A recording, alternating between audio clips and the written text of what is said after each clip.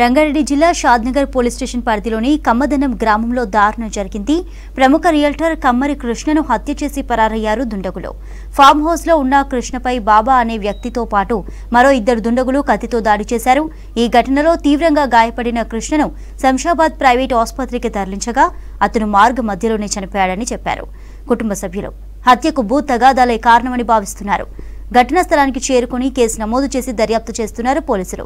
పరారీలో ఉన్న నిందితుల్లో ఒకరిని షాద్నగర్ పోలీసులు అరెస్ట్ చేశారు.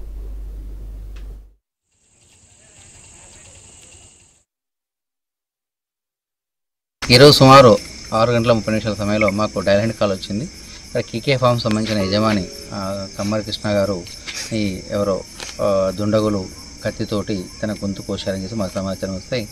సమాచారం మేరకు మా సిఐ విజయ్ కుమారు, అట్లనే ఎస్ఐ ప్రతాప్, మన ఎస్ఐ శరత్ కుమారు, తర్వాత రామచంద్ర ఏఎస్ఐ గారు, మా సిబ్బంది క్లూస్ టీము మేమందరి ఇక్కడికి వచ్చి విజిట్ చేయడం జరిగింది.